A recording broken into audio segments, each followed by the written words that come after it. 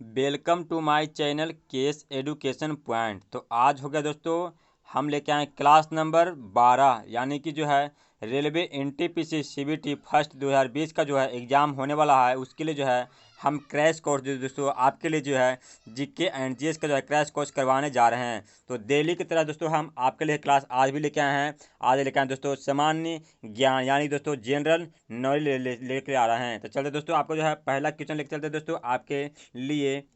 तो पहला क्वेश्चन दोस्तों आपके लिए स्क्रीन पर आए दोस्तों, जो एग्जाम में हर एक बार पूछा जाता है, 3-4 बार जो रिपीट किया गया दोस्तों, आपको जो है 2000 से लेकर 2018 तक जो है जितना भी एग्जाम पड़ा दोस्तों, उसके बीच में जितना बार पूछा गया दोस्तों वो सारा जो है हम निचोड़ कर जो है क्रैश कोर्स करवा रहे हैं। तो बार बार रिपीट किया क्वेश्चन जो है पूछा जाता है दोस्तों, उसी को हम लेके आए हैं। तो अभी तक मेरे चैनल पर दोस्तों आप नए हैं तो मेरे चैनल को सबसे पहले सब्सक्राइब कर लीजिए और बेल आइकन दबा दीजिए। तो चलते दोस्तों आपका पहला क्वेश्चन लेके दोस्तों स्क्रीन पर। तो पहला क्वेश्चन दोस्तों आपके लिए बहुत ज़्यादा वीवीआई है कि रुपये का जो है सर्वप्रथम अब जो है अवमूल्यन कब हुआ था। तो रुपये का दोस्तों आपको जो है रुपये का जो है प्रथम बार जो है सर्वप्रथम जो है अवमूल्यन कब हुआ था। तो रुपये का जो है प्रथम बार जो अवमूल्यन दोस्तों हुआ था 20 सितंबर 1949 को। कब हुआ था दोस्तों? 20 सितंबर दोस्तों आपको है 1949 को जो है रुपये का जो है सर्वप्रथम जो है अवमूल्यन हुआ था। फिर देखना है दूसरी बार में जो है दोस्तों की दूसरी बार रुपये का जो है अवमूल्यन कब हुआ था। तो दोस्तों आपको जो है याद रखना है दोस्तों, बहुत ज़्यादा वीवीआई जो बार बार पूछा जाता है एग्जाम को दिए उसी को हम लेके आए हैं। तो पहला बार याद रखना है दोस्तों, पहला 20 सितंबर 1949 को और दूसरी बार 1966 को। कब दोस्तों? तो 1966 को। तो देखना है दोस्तों आप जो वीडियो को पूरा देखिए क्योंकि लास्ट तक क्वेश्चन जो है बहुत ज़्यादा वीवीआई है। और तीसरी बार पूछे दोस्तों आपको तीसरा नंबर में कि रुपये का जो है तीसरी बार अवमूल्यन कब हुआ था। तो तीसरी बार दोस्तों आपको जो अवमूल्यन हुआ दोस्तों 1 जुलाई 1991 कब हुआ था दोस्तों? तो 1 जुलाई 1991। तो तीनों याद रखना दोस्तों, पहला 1949, दूसरा 1966 और तीसरा 1991। तो याद रखना है दोस्तों, वीडियो को पूरा देखिए और दोस्तों के साथ शेयर करना ना भूले क्योंकि बहुत ज़्यादा वीवीआई क्वेश्चन है। फिर देखना 4 नंबर में विदेशों में जो स्थित विदेशी बैंकों के साथ विदेशी मुद्रा में भारतीय बैंकों द्वारा रखे गए खातों को क्या कहते हैं। तो इसको बोलते हैं दोस्तों आपको जो है नोस्ट्रो अकाउंट्स बोलते हैं। क्या कहते हैं? तो नोस्ट्रो अकाउंट्स बोलते हैं। फिर देखना है 5 नंबर में कि भारत में जो है मुद्रा स्फूर्ति की गणना किस पर आधारित है। तो भारत में दोस्तों आपको जो है मुद्रा जो होता है स्फूर्ति की जो गणना होता है दोस्तों वो किस पर आधारित है। तो हो जाएगा दोस्तों आपको जो है थोक मूल्य सूचांक। कितना दोस्तों? तो थोक मूल्य जो है सूचकांक हो जाएंगे आपको जो है भारत के जो है मुद्रा फूर्ति के जो है गणना आधारित है। फिर देखना है आपके लिए है 6 नंबर में कि किस स्थिति में जो है मुद्रा के मूल्य के वृद्धि होती है तथा वस्तुओं एवं सेवाओं की कीमतों में गिरावट होती है। तो होता है दोस्तों आपको जो है आंसर में हो जाएगा मुद्रा संकुचन या अब जो है अब स्फीति हो जाएगा। देखिए दोस्तों आपको जो है क्वेश्चन सुनने में भले अटपटा लग रहा है लेकिन जो बार बार क्वेश्चन पूछता है दोस्तों उसी को हम लेकर आए हैं क्योंकि जो है हम नहीं चाहते दोस्तों कि जो है एक भी क्वेश्चन जो है आप तक न पहुंचे। लेकिन दोस्तों हम आपके लिए चाहते दोस्तों कि हर एक क्वेश्चन जो है जो बार बार रिपीट किया गया उसको जो है उस क्वेश्चन को जो है आप तक पहुंचे और आप भी दोस्तों के साथ पहुंचाएं। फिर देखना है 7 नंबर में कि सकल घरेलू दोस्तों जिसे बोलते हैं जीडीपी जिसको बोलते हैं दोस्तों। फिर देखना है सकल घरेलू जिसको बोलते हैं जीडीपी में जो है कृषि एवं संबंध क्षेत्र का जो है हिस्सा कितना होता है। तो होता है दोस्तों आपको जो है 13.67% होता है। फिर 8 में 1950 और 1951 में जो है भारत के सकल घरेलू उत्पादन में जो है कृषि का योगदान कितना रहा था। तथा बस दोस्तों आपको जो है 52.2% था। कितना था दोस्तों? तो 52.2%, 52.2% था। तो किससे मतलब सकल घरेलू यानी कि जो दोस्तों आपको जीडीपी दर जो है तो किसके योगदान से हुआ था? तो कृषि के योगदान से बढ़ा था। देखना है 9 नंबर में कि रबी की फसलों की बुआई कब की जाती है। यानी दोस्तों रबी फसल होता है, रबी के समय में जो है कौन कौन सा फसल होता है दोस्तों। तो हो जाएगा रबी की फसल होता है दोस्तों वो कौन समय में होता है। तो हो जाएगा अक्टूबर, नवंबर और दिसंबर में। तो कब होता है? तो अक्टूबर, नवंबर, दिसंबर में जो होता है रबी फसलों की बुआई होती है। तो फिर देखना दोस्तों आपको जो है रबी फसलों में जो है कौन कौन सी फसल आती है। यानी दोस्तों आपको जो है अक्टूबर, नवंबर, दिसंबर में जो है कौन कौन सा जो है आपको जो है फसल उगाया जाता है। तो आज देखो रबी फसल में जो आपको जो दोस्तों गेहूँ हो गया, जौ हो गया, चना हो गया, मटर हो गया दोस्तों, सरसों एवं आलू जो है आपको जो है रबी फसल है, जो कि आपको जो है अक्टूबर, नवंबर और दिसंबर में उपजाई जाती है और इसी को क्या कहते हैं, तो इसी को हम रबी फसल के नाम से जाने जाते हैं। तो वीडियो से बने रहे दोस्तों, आपका सारा क्वेश्चन को सोल्व हम कर देंगे। फिर देखना है 11 नंबर में कि खरीफ की फसलों की बुआई कब की जाती है।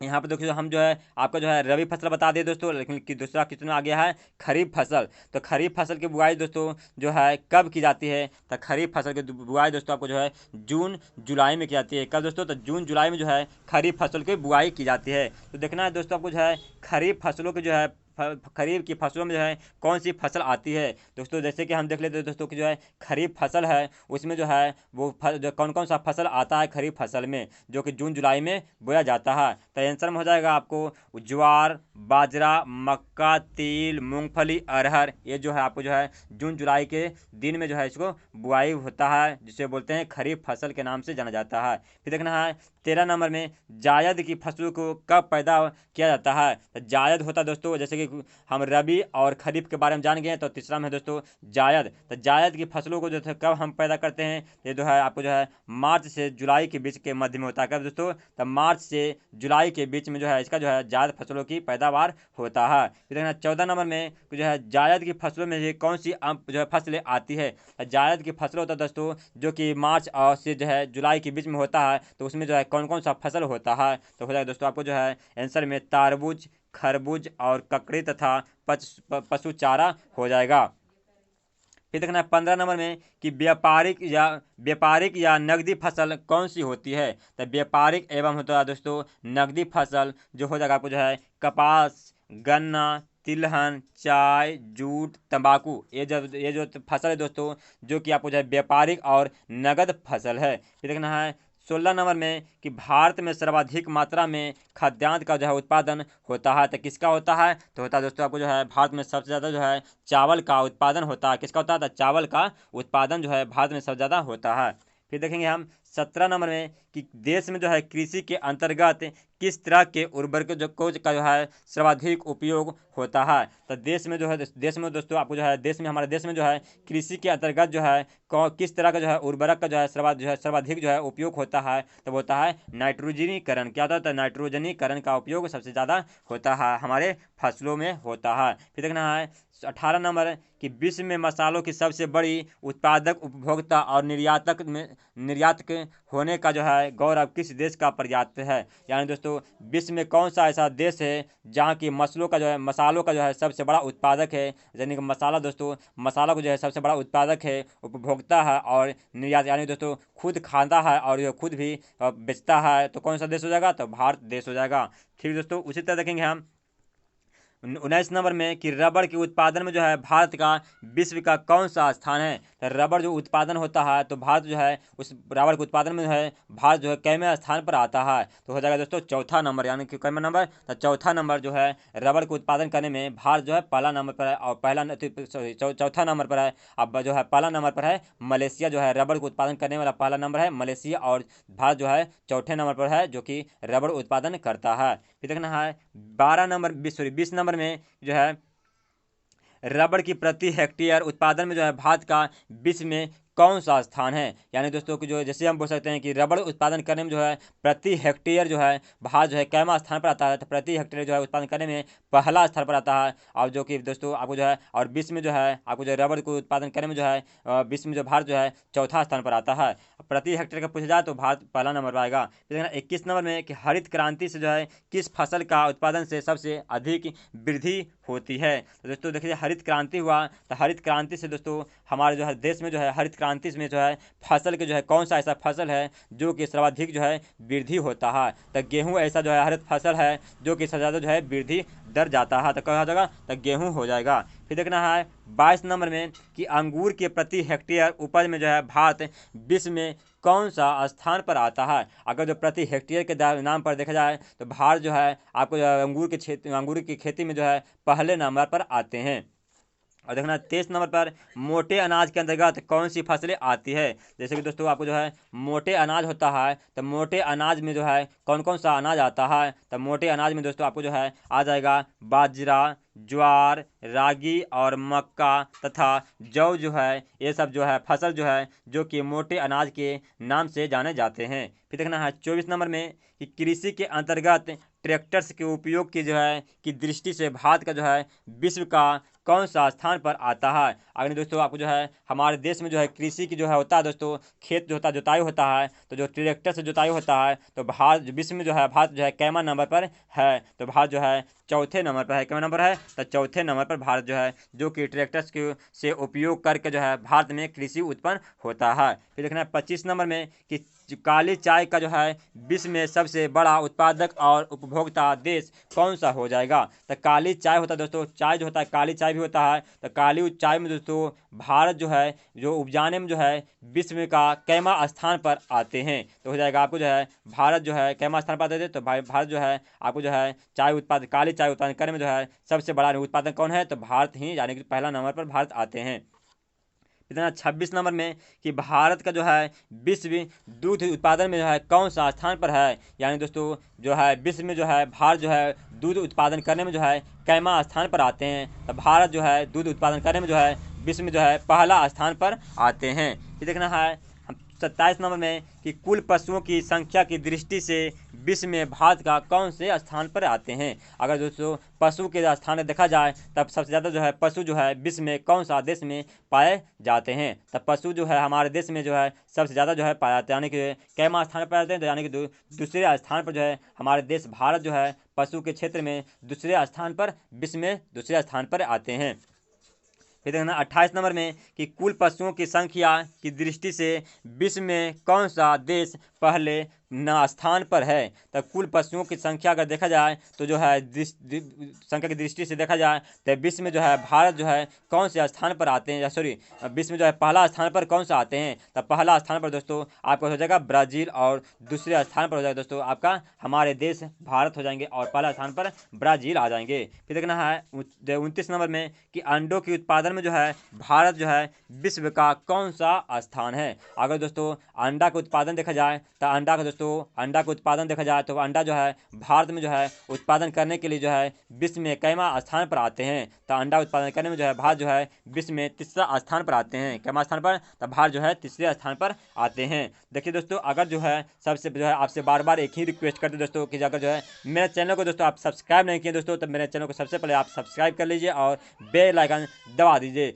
जिससे जो नया जो भी वीडियो हम चढ़ाएं दोस्तों वो सबसे पहले आपके यूट्यूब पर पहुंचे। इसलिए पहुंचे दोस्तों कि जो कि अगर जो है आप जो है एनटीपीसी के लिए तैयारी कर रहे हैं दोस्तों, या अदर एग्जाम के लिए तैयारी कर रहे हैं, उससे रिलेटेड से के लिए जो है हम जो है नोटिफिकेशन जारी करें और जो है वीडियो अपलोड करें वो आप देख सकें। अगर जो दोस्तों मेरे करंट अफेयर नहीं देखते दोस्तों, हम जो है सुबह में करंट अफेयर लेकर आते हैं, तो करंट अफेयर भी आपका जो है बहुत ज़्यादा वीवीआई है। फिर देखना है 30 नंबर में कि विश्व का सबसे बड़ा चमड़ा उत्पादक देश कौन सा है। अगर देखिए चमड़ा के उत्पादन में देखा जाए तो भारत जो है कैमा स्थान पर आते हैं, तो चमड़ा उत्पादन में जो है भारत जो है पहला नंबर पर आते हैं। कैमा नंबर, तो भारत जो है चमड़ा उत्पादन करने में जो है भारत पहला नंबर पर विश्व में स्थान पर आते हैं। फिर देखना 31 नंबर में कि ऑपरेशन फ्लड कार्यक्रम जो है कब शुरू किया गया था। तो ऑपरेशन फ्लड जो है आपका दोस्तों भारत में जो है कब जो है कार्यक्रम शुरू किया गया था, तो 1970 में किया गया था। कब किया था, तो 1970 में ऑपरेशन के फ्लड के रूप में कार्यक्रम के रूप में जाने जाते हैं। तो कब हुआ था इसका जो है, तो 1970 में हुआ था। फिर देखना 32 नंबर में कि ऑपरेशन फ्लड जो है कार्यक्रम जो है किसके से उत्पादन में बढ़ोतरी से संबंधित है। तो ऑपरेशन फ्लड जो है हम जो है भारत में जो है किस कार्यक्रम के लिए जो है उत्पादन में बढ़ोतरी करने से संबंधित है, तो वो जो है दूध उत्पादन करने में जो है संबंधित है।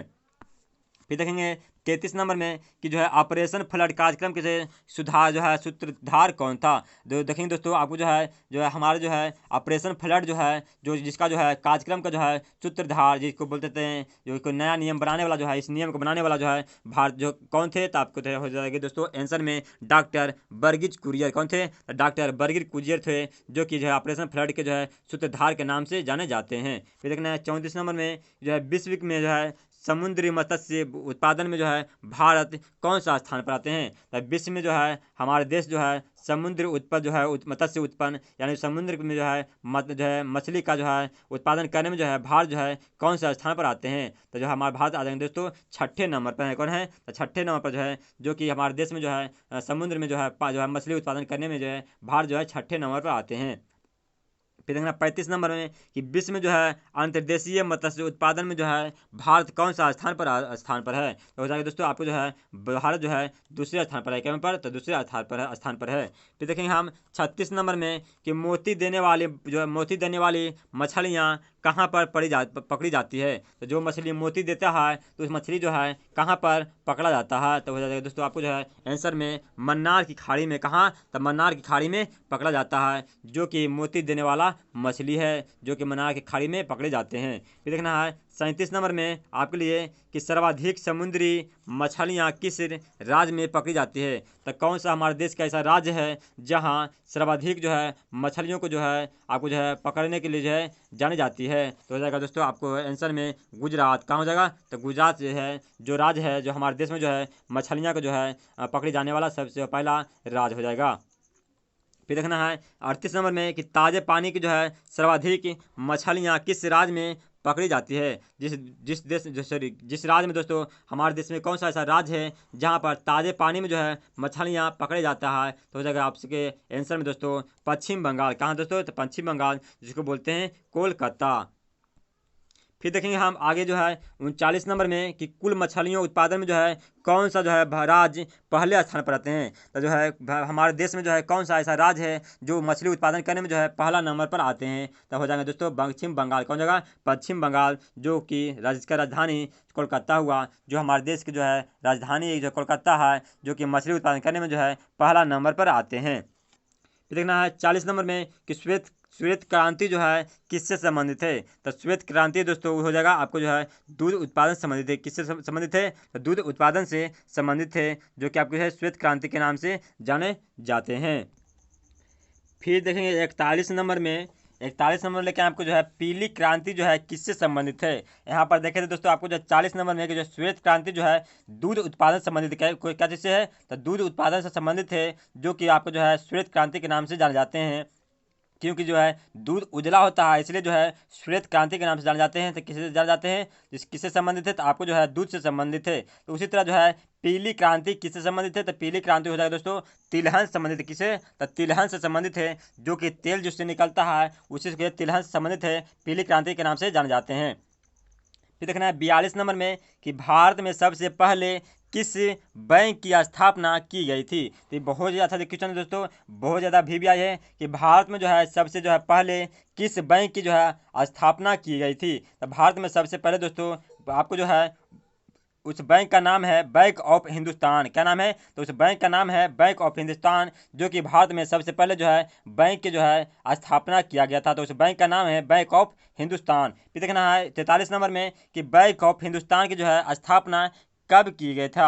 यानी कि जो है भारत में जो है बैंक ऑफ इंडिया का जो है स्थापना भारत में कब किया गया था? तो आंसर में हो जाए दोस्तों आपको जो है 1970 में। कब? तो 1970 में जो है भारत में जो है 1970 में जो है भारत में जो है बैंक ऑफ हिंदुस्तान का जो है स्थापना हुआ था, जो कि भारत का सबसे पहला बैंक था। फिर देखना 44 नंबर में जो विश्व जो 44 नंबर में कि बैंक ऑफ बंगाल की जो है स्थापना कब की गई थी? तो भारत में जो है आपको जो है बैंक ऑफ बंगाल की जो है स्थापना कब की गई थी? तो 1806 ईस्वी में। कब हुआ था? तो 1806 ईस्वी में, जो कि बैंक ऑफ बंगाल के नाम से जाना जाता है एक बैंक, जो कि भारत में जो है इसका स्थापना हुआ था 1806 ईस्वी में। देखना है 45 नंबर में कि बैंक ऑफ बॉम्बे की जो स्थापना कब की गई थी? तो भारत में बैंक ऑफ बॉम्बे की स्थापना दोस्तों आपको हो जाएगा आंसर में 1840 ईस्वी में किया गया था। कब किया था? तो 1840 ईस्वी में बैंक ऑफ इंडिया की जो है स्थापना किया गया था। फिर देखेंगे हम 46 नंबर में कि बैंक ऑफ मद्रास की स्थापना कब की गई थी? तो भारत में जो है दोस्तों बैंक ऑफ मद्रास का बैंक ऑफ मद्रास का जो है स्थापना जो है भारत में आपको जो है 1843 ईस्वी में किया गया था। कब किया गया था दोस्तों? तो 1843 ईस्वी में किया गया था। वीडियो से बने रहिए दोस्तों और वीडियो को शेयर करना ना भूलें।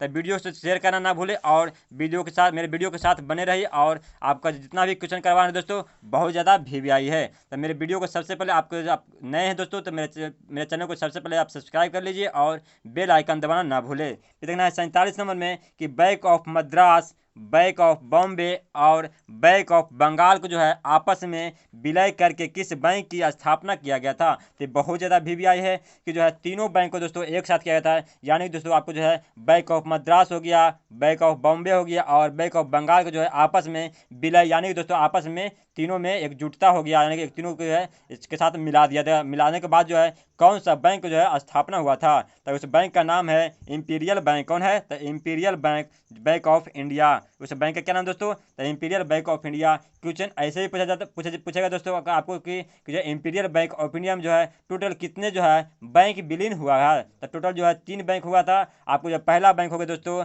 बैंक ऑफ मद्रास, दूसरा हो गया बैंक ऑफ बॉम्बे और तीसरा हो गया दोस्तों बैंक ऑफ बंगाल। तीनों को एक साथ विलय करके आपको जो है एक बैंक बनाया गया था। उस बैंक का नाम है इंपीरियल बैंक ऑफ इंडिया। तो देखना है दोस्तों आपको जो है इंपीरियल बैंक ऑफ इंडिया का जो है भारत में स्थापना कब किया गया था? Bank imperial bank of India जो है भारत में स्थापना दोस्तों 1921 में किया गया था। कब किया था? तो याद रखना है आंसर जो है इसका जो है इंपीरियल बैंक जो है स्थापना कब किया गया था? तो इंपीरियल बैंक की स्थापना भारत में दोस्तों 1921 में किया गया था। फिर देखना है 49 नंबर में इंपीरियल बैंक ऑफ इंडिया का जो है राष्ट्रीयकरण कब किया गया था? तो इंपीरियल बैंक ऑफ इंडिया का जो है राष्ट्रीयकरण आपको हो जाएगा आंसर में 1955 में किया गया था। कब किया गया था? तो 1955 में जो है भारतीय जो है आपको जो है इंपीरियल बैंक ऑफ इंडिया का जो है राष्ट्रीयकरण कब किया गया था? तो 1955 में। और जो है आपका जो है इस बैंक का जो है स्थापना कब किया था? तो इसका स्थापना दोस्तों 1921 में किया गया था और इसका जो है राष्ट्रीयकरण कब किया गया था? इसका राष्ट्रीयकरण जो है 1955 में किया गया था। फिर देखना है 50 नंबर में आज का लास्ट क्वेश्चन आपके लिए लेके आए दोस्तों जो है इंपीरियल बैंक ऑफ इंडिया का जो है नया नाम क्या दिया गया है? उसी को बोलते हैं दोस्तों आपका जो है इंपीरियल बैंक, जो कि उसका जो है नया नाम, यानी कि दोस्तों उस नाम को जो है चेंज करके जो है भारत में कौन सा नाम जो उसका जो है इंपीरियल बैंक को कौन सा नाम दिया गया है? जो कि आपका जो है तब भारत विश्व का जो है सबसे बड़ा बैंक है दोस्तों, जो कि भारत का सबसे बड़ा बैंक के नाम से भी जाना जाता है। उस बैंक का नाम है भारतीय स्टेट बैंक, यानी दोस्तों SBI state bank of India, जो कि जो है भारत का सबसे बड़ा बैंक के नाम से जाने जाते हैं और विदेश में भी सबसे बड़ा बैंक है जो कि SBI के नाम से जाने जाते हैं। सबसे ज़्यादा जो ब्रांच जो है भारत में सबसे ज़्यादा जो ब्रांच है दोस्तों उस बैंक का नाम है SBI state bank of India, इसका नाम से जाने जाते हैं। भारतीय स्टेट बैंक के नाम से जाने जाते हैं, जो कि भारत का सबसे बड़ा बैंक के नाम से जाने जाते हैं, जिसका सबसे ज़्यादा ब्रांच है।